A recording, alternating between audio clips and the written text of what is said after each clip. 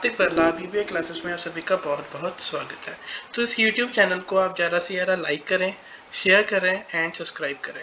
तो ये आप ही का चैनल, इससे ज़्यादा से ज़्यादा आप ग्रो करें। तो आपको पता है हम कंटिन्यूसली जो क्लास 12th का जो बिजनेस स्टडीज़ का जो पहला चैप्टर है nature and significance of management, वो हमने कवर कर रहे हैं और उसका आज हमारा जो लास्ट टॉपिक रहेगा। ठीक है, तो आज के बाद हमारा जो nature and significance of management ये चैप्टर कवर हो जाएगा। ठीक है, तो आज का हमारा टॉपिक क्या रहेगा कि हमारा जो मेन टॉपिक आप देख सकते हैं फंक्शंस ऑफ मैनेजमेंट क्या है, हम इसको डिटेल में पढ़ेंगे। कोऑर्डिनेशन हम किसे कहते हैं, उसके करेक्टरिस्टिक्स क्या हैं, उसकी इंपॉर्टेंस क्या है और कोऑर्डिनेशन को हम एसेस ऑफ मैनेजमेंट कैसे कह सकते हैं। तो यही हमारा टॉपिक इसके ऊपर रहेगा। ठीक है, चलिए शुरू करते हैं। तो सबसे पहले जो है हमारा main functions of management, management के कितने फंक्शंस होते हैं देख लीजिए। पहला होता है प्लानिंग, दूसरा होता है ऑर्गेनाइजिंग, तीसरा होता है हमारा स्टाफिंग, फिर उसके बाद होता है हमारा डायरेक्टिंग और डायरेक्टिंग के बाद होता है हमारा कंट्रोलिंग।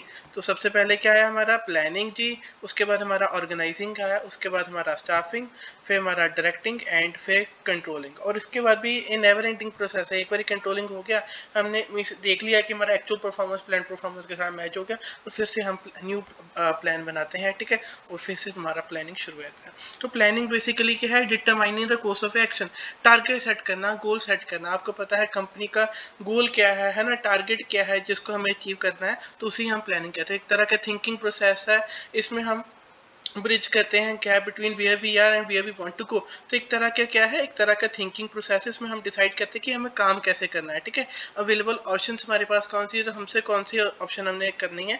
ठीक है, तो बेसिकली क्या है, डिसीजन मेकिंग का प्रोसेस कि हमारा हमें गोल क्या है, हमारे टारगेट क्या है, हम उसको कैसे अचीव करना है। ठीक है, ऑर्गेनाइजिंग क्या है, मैन मनी मटीरियल को अरेंज करना, हम कैसे जो हमने प्लान सेट कर दिया उसको ऑर्गेनाइज करना, डिपार्टमेंट्स बनाना, डिफरेंट डिफरेंट मैन को सेट करना, मटीरियल है ना सभी को करना, कोऑर्डिनेशन करना, एक्टिविटीज में कोऑर्डिनेशन एक्टिविटी करना। ठीक है, फिर इसके बाद हमारा क्या होता है, स्टाफिंग रिक्रूटमेंट करना। इसमें हमने क्या कर दिया, रिस्पॉन्सिबिलिटी एंड अथॉरिटी रिलेशन बना दिया कि कौन ऊपर होएगा, जॉब क्या रहेगी। ठीक है, तो किसको आंसरेबल होना है। ठीक है, तो ये सारा कुछ हमने ऑर्गेनाइजिंग में कर दिया। फिर स्टाफिंग में इस पर्सन को अपॉइंट करेंगे, फाइनली उन्होंने काम करना, तो ये पॉइंट जो सिलेक्ट करने का काम, अपॉइंट करने का काम जो एम्प्लॉयज को, वो हमारा स्टाफिंग में होता है। ये जो रिक्रूटमेंट प्रोसेस होता है। ठीक है, तो स्टाफिंग क्या होता है, भर्ती करना बंदे को। ठीक है, वो इंटरनली करना है, एक्सटर्नली करना है, वो अलग है। ठीक है, फिर स्टाफिंग के बाद हमारा डायरेक्टिंग होता है कि गाइडेंस प्रोवाइड करना है कि ये हमारे टारगेट है, इसको हमें अचीव करना है, कैसे करना है, उसके लिए गाइडेंस देना, मोटिवेट करना, कम्युनिकेट करना, वो हमारा डायरेक्टिंग का होता है। और फाइनली हम कंट्रोलिंग में क्या कहते हैं, जो हमने प्लान स्टैंडर्ड्स बनाए थे प्लानिंग में, जो अल्टीमेट गोल हमने बनाया था उस और जो हमारी एक्चुअल परफॉर्मेंस आई उसको हम कंपेयर करके देखते हैं कि हमने जो है वो प्लान अचीव किया है नहीं किया। अगर नहीं किया है, अगर उसमें कोई डेविएशन है, उसको हम क्या करते हैं, ठीक करने की कोशिश करते हैं, उसमें हम चेंज लेके आके और अपने जो गोल है उसको अचीव कर लेते हैं। अभी आपको समझ नहीं आ रहा होगा, चलिए डिटेल में पढ़ते हैं।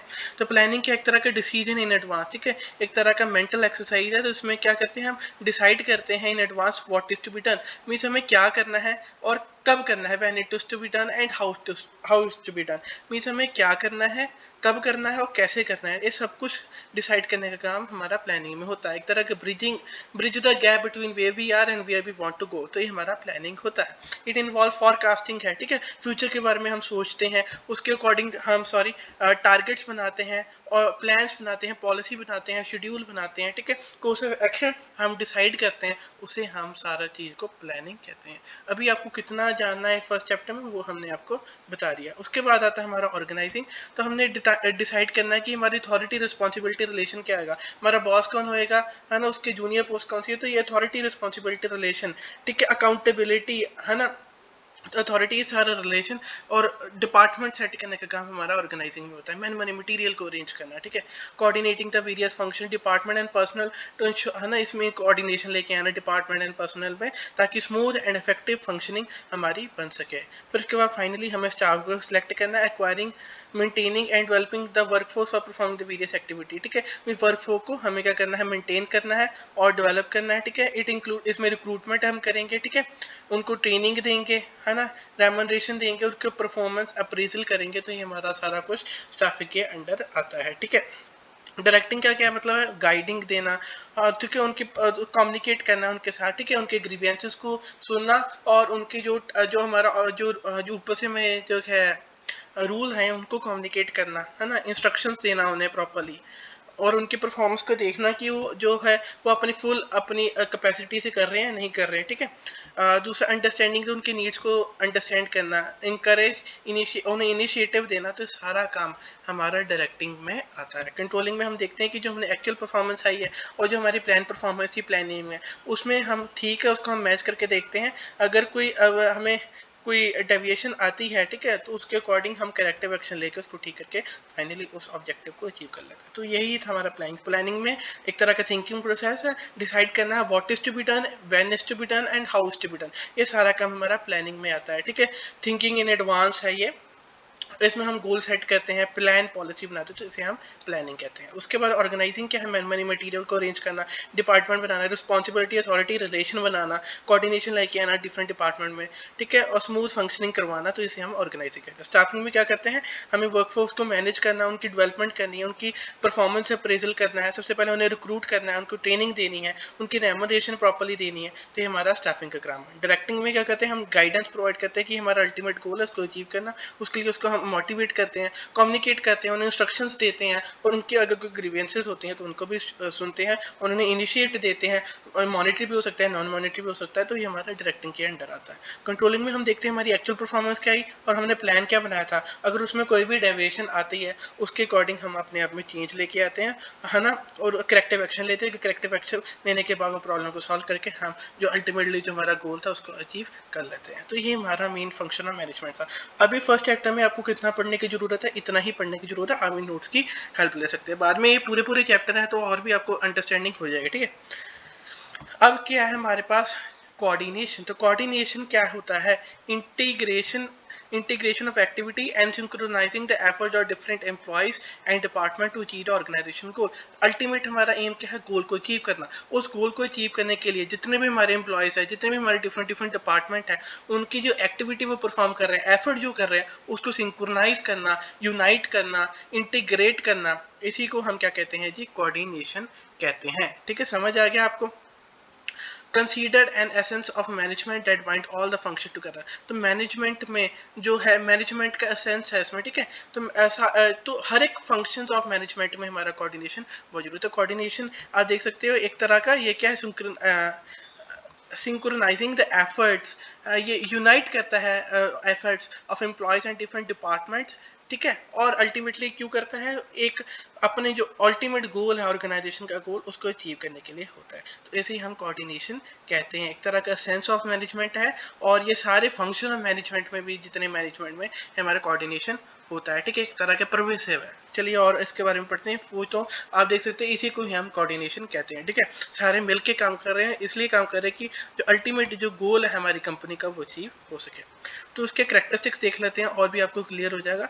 कोऑर्डिनेशन मैनेजमेंट है सेवरल कैरेक्टरिस्टिक्स। सबसे पहला है इंटीग्रेट ग्रुप एफर्ट। तो मैंने आपको पहले कहा, तो मैनेजमेंट का ही ये एसेंस है, ठीक है। तो मीन कोऑर्डिनेशन में ही, मैनेजमेंट में ये कोऑर्डिनेशन हमारा बहुत ही इंपॉर्टेंट है। मैनेजमेंट विदाउट कोऑर्डिनेशन हो ही नहीं सकता। हर एक फंक्शन ऑफ मैनेजमेंट में हमारा कोऑर्डिनेशन होता है। तो आपको पता है मैनेजमेंट में क्या एक तरह का ग्रुप एफर्ट है। हम अकेले अपना गोल को अचीव नहीं कर सकते, हमें क्या करना पड़ता है, हमें ग्रुप एफर्ट्स लगाने पड़ते हैं, दूसरों की हेल्प लेनी पड़ती है ताकि हम अपने गोल को अचीव कर सके। तो कोऑर्डिनेशन का मेन ऑब्जेक्टिव क्या है, ये इंटीग्रेट कर देता है ग्रुप एफर्ट्स। जितने भी हम एफर्ट्स कर रहे हैं ग्रुप में, हम एम्प्लॉयज एफर्ट्स कर रहे हैं, उसको इंटीग्रेट करा के जो हमारा कॉमन गोल है उसको हम अचीव कराते हैं, ठीक है।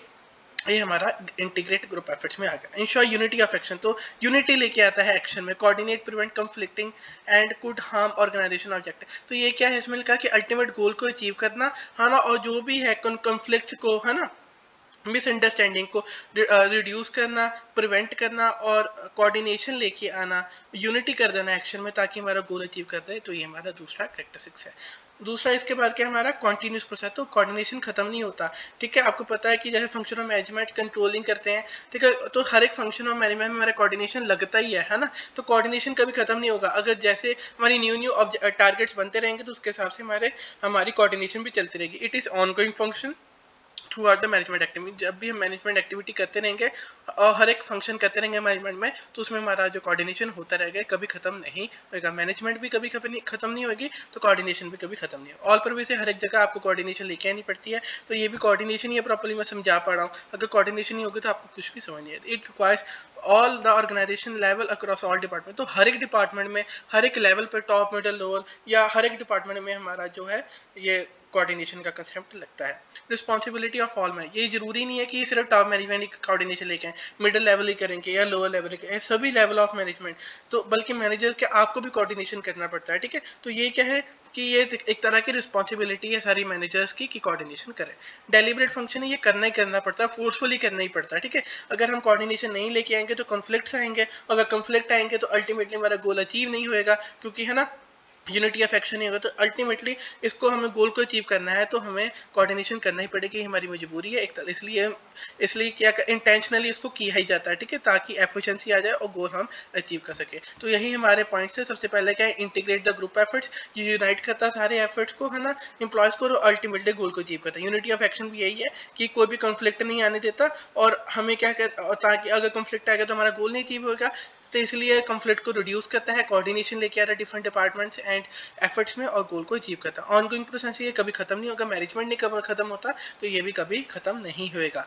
दूसरा, परवेसी हर एक जगह होती है, चाहे टॉप लेवल हो, मिडिल लेवल, लोअर लेवल, हमारी मैनेजमेंट है तो हर एक जगह ये लगेगा, चाहे, है ना, हर एक मैनेजर को ये करना पड़ेगा, हर एक डिपार्टमेंट को ये करना पड़ेगा ताकि गोल को हम अचीव कर सकें। दूसरा क्या है, रिस्पॉन्सिबिलिटी ऑफ हर एक मैनेजर की है, ये जरूरी नहीं कि टॉप, मिडिल, लोअर ही करेगा, ये सभी मैनेजर की रिस्पॉन्सिबिलिटी है। और दूसरा कि डेलिब्रेट फंक्शन इंटेंशनली किया जाता है, मजबूरी में किया जाता है, अगर ये ना हो तो फिर डिस्प्यूट्स हो जाएंगे, और अगर डिस्प्यूट होंगे तो हमारा गोल नहीं अचीव होगा। तो ये हमारा डेलिब्रेट फंक्शन है। ठीक है, कोऑर्डिनेशन आपको करना ही करना पड़ता है। चलिए आगे बढ़ते हैं। इंपॉर्टेंस ऑफ कोऑर्डिनेशन हमारा क्या है, तो साइज ऑफ ऑर्गेनाइजेशन। तो आपका अगर ऑर्गेनाइजेशन का साइज बढ़ता रहेगा तो आपको कोऑर्डिनेशन करने की बहुत जरूरत है। ठीक है, जैसे जैसे साइज बढ़ता रहेगा तो कोऑर्डिनेशन की जो इंपॉर्टेंस है और भी ज़्यादा बढ़ जाती है। यही हमारी पहली इंपॉर्टेंस है। एज ऑर्गेनाइजेशन एक्सपैंड होगी, डाइवर्स होगी, है ना, उसका गोल और भी बड़ा हो जाएगा, तो कोऑर्डिनेशन करनी बहुत ही जरूरी हो जाएगी हमारे लिए। ठीक है, तो ये हमारा पहला पॉइंट था। दूसरा क्या है, फंक्शनल डिफरेंशिएशन। और डिफरेंट डिफरेंट डिपार्टमेंट्स, हमारी ऑर्गेनाइजेशन प्रॉपर्टी, उसके डिफरेंट डिफरेंट डिपार्टमेंट, पर उसका अल्टीमेट गोल, जो ओवरऑल गोल है कंपनी का, उसको अचीव करना ही है। तो इसलिए कोऑर्डिनेशन की बहुत इंपॉर्टेंट, डिफरेंट डिपार्टमेंट्स, चाहे फाइनेंस हो गया, मार्केटिंग हो गया, coordination harmonise the effort and preventing the conflict, उनमें कंफ्लिक्ट ना हो, डिफरेंट डिपार्टमेंट्स में कोऑर्डिनेशन मेंटेन हो सके और यूनिटी ऑफ एक्शन हो सके, ताकि हमारा गोल अचीव हो सके। तो ये हमारा सेकंड पॉइंट है। इसके बाद है स्पेशलाइजेशन। ठीक है, स्पेशलाइजेशन ऑफन प्रायोरिटाइज या field leading to the potential conflict. आपको पता है डिफरेंट डिफरेंट डिपार्टमेंट, तो उनके डिफरेंट डिफरेंट डिपार्टमेंट के अपने वो है स्पेशलिस्ट है। ठीक है, तो वो सोचते हैं कि हम ही बेहतर हैं जी, हम, वो अपने आप को प्रायोरिटाइज करते हैं। तो यही है कि डिफरेंट डिपार्टमेंट्स में जो स्पेशलाइज्ड पर्सन है ना, उनमें कोई भी, है ना, उसको हम सभी के अफेक्ट जो एफर्ट्स को यूनाइट कर सके, कोई भी कंफ्लिक्ट ना हो, है ना, कोई भी ईगो किसी की सेटिस्फाई ना हो और कोई भी कंफ्लिक्ट ना हो, तो ये लिए हमें कोऑर्डिनेशन करना बहुत ही जरूरी है। दूसरा, inter department rely on each other for resource and information, effective coordination feel. तो यही है कि डिफरेंट डिफरेंट डिपार्टमेंट का अल्टीमेट गोल क्या है, गोल को अचीव करना हमारी कंपनी का, और ये एक कंपनी के लिए मिलकर काम करते हैं, तो उनको रिसोर्सेज भी एक दूसरे से मिलकर मिलेंगे, इंफॉर्मेशन एक दूसरे से मिलकर मिलेगी। तो जो मार्केटिंग डिपार्टमेंट है हमारा, जो फाइनेंशियल लिंक है, तो सारे जितने डिपार्टमेंट एक दूसरे से लिंक है, उन्हें उनके रिसोर्सेज के लिए, इंफॉर्मेशन के लिए। तो यही है कि कोऑर्डिनेशन तो इसलिए बहुत इंपॉर्टेंट बन जाता है। अगर उसमें कोऑर्डिनेशन होगी, कॉन्फ्लिक्ट नहीं होएगा, स्पेशलाइज्ड जो पर्सन है वो प्रायोरिटाइज नहीं करेंगे अपने आप को, और दूसरा है कॉन्फ्लिक्ट नहीं होएगा, तो ही हमारा जो गोल अचीव है। तो ये हमारी इंपॉर्टेंस है कोऑर्डिनेशन की। अब कोऑर्डिनेशन को हम एसेस ऑफ मैनेजमेंट क्यों कहते हैं वो भी देख लेते हैं। तो हर एक फंक्शन ऑफ मैनेजमेंट में, चाहे प्लानिंग हो, ऑर्गेनाइजिंग हो, स्टाफिंग हो, डायरेक्टिंग हो, कंट्रोलिंग हो, तो उसमें हमारी जो है कोऑर्डिनेशन लगती है, वो मैंने आपको पहले ही बता दिया। ठीक है, हर एक फंक्शन में लगती है। दूसरा क्या, चाहे जितनी मर्जी लेवल, चाहे टॉप लेवल हो, मिडिल लेवल हो, लो लेवल हो, तो वहाँ पे भी हमारी जो कोऑर्डिनेशन लगती है। दूसरा, कोऑर्डिनेशन बहुत ही इंपॉर्टेंट ऑर्गेनाइजेशन के लिए, अगर कोऑर्डिनेशन नहीं होगी तो हम गोल अचीव नहीं कर पाएंगे। ठीक है, तो ये सारा planning, organising, staffing, directing, controlling मैंने आपको पहले ही समझा दिया। ठीक है, तो प्लानिंग क्या होता है, डिसाइडिंग मी, ठीक है, प्लानिंग के बाद दोबारा से रिकॉल कर लेते सारा कुछ। तो हमने कहा कि कोऑर्डिनेशन क्यों जरूरी है, ये इसलिए जरूरी है जितने भी फंक्शन ऑफ मैनेजमेंट है उसमें ये लगता है। ठीक है, हमारा तो प्लानिंग में हम क्या कहते हैं, डिसाइड करते हैं एडवांस में कि हाँ हमें अचीव करना है, कैसे करना है और कब करना है। ठीक है, फॉरकास्ट करते हैं और इसमें शेड्यूल, प्लान, पॉलिसी हम बनाते हैं। ठीक है, अल्टीमेटली हमारा गोल क्या है, उसे हम प्लानिंग कहते हैं। ऑर्गेनाइजिंग में मैन मनी मटीरियल को अरेंज करते हैं, रिस्पॉन्सिव अथॉरिटी रिलेशनशिप बनाते हैं, डिपार्टमेंट्स बनाते हैं। ठीक है, तो ये इसी को हम ऑर्गेनाइजिंग कहते हैं। तो स्टाफिंग में क्या करते हैं, हम रिक्रूटमेंट करते हैं, उनकी डेवलपमेंट करते हैं, उनकी ट्रेनिंग करते हैं, उनकी रेम्यूनरेशन डिसाइड करते हैं, उनकी क्या है ना सैलरी होगी, उनकी परफॉर्मेंस अप्रेजल करते हैं। तो ये सारा काम हमारा स्टाफिंग का होता है। फिर इस डायरेक्टिव में हम उनको गाइड देते हैं कि उनको गोल को कैसे उनको अचीव करना है, उनको मोटिवेट करते हैं, कम्युनिकेट करते हैं अपने इंस्ट्रक्शंस, और उनके ग्रीवेंसेस को अंडरस्टैंड करते हैं, उनकी नीड्स को अंडरस्टैंड करते हैं। तो ये हमारा डायरेक्टिंग है। और लास्ट कंट्रोलिंग में जो हमने एक्चुअल परफॉर्मेंस लेके आ गए और जो हमने प्लान परफॉर्मेंस बनाई थी प्लानिंग, उसको मैच करके देखते हैं कि कोई डेविएशन तो नहीं है। अगर डेविएशन आती है तो उसको हम करेक्टिव एक्शन लेके ठीक कर ले। तो ये सभी जो फंक्शन है मैनेजमेंट में, इसमें भी प्लानिंग में, ऑर्गेनाइजिंग में, स्टाफिंग में, डायरेक्टिंग में, कंट्रोलिंग में, सभी में क्या लगेगा जी, हमारा कोऑर्डिनेशन लगेगा। इसलिए कोऑर्डिनेशन बहुत ही इंपॉर्टेंट है। ठीक है, तो कोऑर्डिनेशन होता क्या है, synchronising of effort, integration of efforts, ठीक है, यूनाइटिंग ऑफ एफर्ट्स है ना। ठीक है, सभी एम्प्लॉयज की जो है एक्टिविटी, जो एफर्ट्स है, सभी डिपार्टमेंट्स के जो एफर्ट्स है उनको सिंक्रोनाइज करना, इंटीग्रेट करना, है ना, उसी को हम क्या कहते हैं, कोऑर्डिनेशन कहते हैं। तो अल्टीमेटली क्यों करते हैं, ताकि हम ऑर्गेनाइजेशन का जो गोल है उसको अचीव कर सके। तो ये इमेज आपको शॉर्टली शो कर रही है कि व्हाट इज कोऑर्डिनेशन। तो coordination is essence of management, ठीक है, वो हमने बता दिया। अब ये क्या है, कैरेक्टरिस्टिक्स ऑफ कोऑर्डिनेशन में क्या है कि वही है, ये इंटीग्रेट करती है एफर्ट्स ऑफ एम्प्लॉय, ये यूनिफाई कर देती है एफर्ट्स की ताकि गोल अचीव कर सके। यूनिटी ऑफ एक्शन में इसको भी कॉन्फ्लिक्ट नहीं आने देते, अल्टीमेटली गोल को अचीव करवाती है। दूसरा ऑनगोइंग प्रोसेस है, कॉन्टिन्यूस प्रोसेस है, ये कभी खत्म नहीं होती, पर वैसे हर एक जगह होती है, चाहे टॉप लेवल हो, मिडिल लेवल, लोअर लेवल, या जो से मर्जी डिपार्टमेंट हो, हर एक जगह हमारा कोऑर्डिनेशन लगेगी। डेलिबरेट फंक्शन है, हमें मजबूरी में करनी ही पड़ती है, क्योंकि अगर हमें गोल को अचीव करना है तो हमें कोऑर्डिनेशन लेके आनी पड़ेगी। दूसरा responsibility of all manager, top low, middle हो या लोअर लेवल, हर एक जगह कोऑर्डिनेशन जी हमारी लगती है। ये आपको समझा दिया। चलिए, इंपॉर्टेंस ऑफ कोऑर्डिनेशन क्या है, तो वो हमें पता चल गया कि अगर हमारी ऑर्गेनाइजेशन का साइज बढ़ता रहेगा तो हमें कोऑर्डिनेशन की इंपॉर्टेंस और भी ज़्यादा बढ़ जाएगी। ठीक है, वो क्यों हो गया, क्योंकि डिफरेंट बड़े बड़े हमारे डिफरेंट डिपार्टमेंट होंगे, हमारे उनके डिपार्टमेंट डिफरेंट एम्प्लॉयज, उनके एफर्ट्स को हम सिंक्रोनाइज जब करेंगे, इंटीग्रेट करेंगे, तो भी हम अल्टीमेटली अपने गोल को अचीव करेंगे। ये क्या है, functional differentiation mean different different department है कंपनी के, तो उसको अचीव करने के उनके जो एफर्ट्स को यूनाइट करके ही हम अपने अल्टीमेटली गोल को अचीव कर पाएंगे। ठीक है, तो उनमें कोई कंफ्लिक्ट ना हो, तो कोऑर्डिनेशन उसको दूर करता है, उनके बीच में कंफ्लिक्ट को दूर करने के लिए। स्पेशलाइजेशन, हर एक डिपार्टमेंट के अपने स्पेशल बंदे हैं, स्पेशलाइज्ड बंदे हैं, प्रोफेशनल बंदे हैं, उनमें कोई भी वो प्रायोरिटाइज वाली या ईगो वाली बात ना आए जिससे हमारे डिफरेंट डिपार्टमेंट कॉन्फ्लिक्ट हो, तो उसको रिड्यूस करने का काम भी हमारा कोऑर्डिनेशन करता है। इंटरडिपेंडेंट, हर एक डिपार्टमेंट एक दूसरे से जुड़े हैं, ठीक है, इसलिए उनमें कोई कॉन्फ्लिक्ट ना आए, तो कोऑर्डिनेशन हमारा उसमें हेल्प करता है। अब हम कहते हैं कि management, coordination is a sense of management. तो ये क्या है कि मैनेजमेंट के हर एक फंक्शन में, चाहे प्लानिंग हो, ऑर्गेनाइजिंग हो, स्टाफिंग हो, डायरेक्टिंग हो, कंट्रोलिंग, उसमें हमारा जी कोऑर्डिनेशन लगता ही लगता है। वो समझा दिया। ये हर एक लेवल, चाहे टॉप हो, मिडल हो या लोअर हो, ये मैंने आपको बनाई हुई वीडियो, ठीक है, तो है टॉप, मिडिल, लोअर, इसमें कौन से आते हैं, जैसे टॉप हमारे होते हैं chief executive officer, chief communicating officer, GM, general manager, तो है ना, डायरेक्टर्स, तो ये टॉप में आते हैं। मिडिल में हमारे क्या आते हैं, marketing manager, purchase manager, sale manager, departmental head, ठीक है, तो और लोअर लेवल में हमारे सुपरवाइजर, सुपरिटेंडेंट, है ना, ठीक है, और क्लर्क। तो ये सारे, चाहे मिडिल लेवल हो या टॉप लेवल हो या लोअर लेवल हो, तीन ही लेवल होते हैं मैनेजमेंट में, हर एक जगह कोऑर्डिनेशन लगती है। कोऑर्डिनेशन के बिना हम मैनेजमेंट नहीं कर सकते, तो यही इसका मेन मोटिव है। और मैंने ऑर्गेनाइजेशन में हमारे लिए जो है कोऑर्डिनेशन बहुत ही इंपॉर्टेंट है, वो मैंने आपको ये पहले ही बता दिया। ठीक है, एक ऑर्गेनाइजेशन पॉइंट ऑफ व्यू से अगर ऑर्गेनाइजेशन को बड़ा करना है, डिफरेंट डिपार्टमेंट्स उनको उनके फंक्शंस को यूनाइट करना है, स्पेशलाइजेशन में कोई कॉन्फ्लिक्ट ना हो, या इंटरडिपेंडेंट, हर एक डिपार्टमेंट एक दूसरे से जुड़े हैं, इसलिए हम कह सकते हैं कि जो कोऑर्डिनेशन है जी बहुत ही क्रिटिकल फंक्शन है ऑफ ऑर्गेनाइजेशन का। अगर कोऑर्डिनेशन नहीं होएगा तो मैनेजमेंट हमारी होएगी नहीं, अगर मैनेजमेंट नहीं होएगी तो अल्टीमेटली जो कंपनी का गोल है वो हम अचीव नहीं कर पाएंगे। तो यही था सारा कंसेप्ट। अगर आपको ये वीडियो अच्छी लगी हो, प्लीज़ इसे लाइक करें, शेयर करें एंड सब्सक्राइब करें।